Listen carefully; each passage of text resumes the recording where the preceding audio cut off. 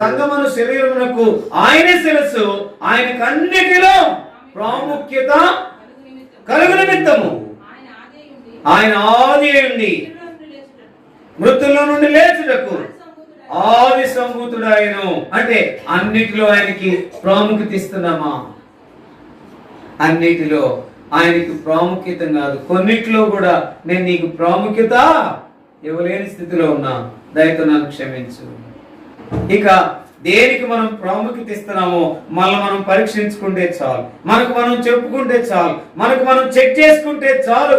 అందుకనే కొరింథీయులు రాసిన మొదటి పత్రిక 11వ అధ్యాయం, అయితే మనమే విమర్శించుకునే తీర్పు పొందక పోదు. మనం ఏం చేయాలో విమర్శించుకోవాలి. ఆ విమర్శ ఏంటంటే, ప్రభువా సిలువ వేయబడిన క్రీస్తుని నేను ఎరగనటువంటి సందర్భాలు చాలా ఉన్నాయి. అంటే ప్రతి దినములో, అందుకని చాలా చోట్ల, అది స్కూల్ అయినా, అది కాలేజ్ అయినా, లేకపోతే అది ఆఫీస్ అయినా, ఏం చేయాలంటే వారు క్రీస్తు యేసుని ఎరిగిన వారు దేవుని పిల్లలు. అంటే నేను మందిరంలో ఉన్నప్పుడే కాదు, బయటికి వెళ్ళినప్పుడు కూడా ఎంతో ప్రత్యేకంగా ఉండాలి.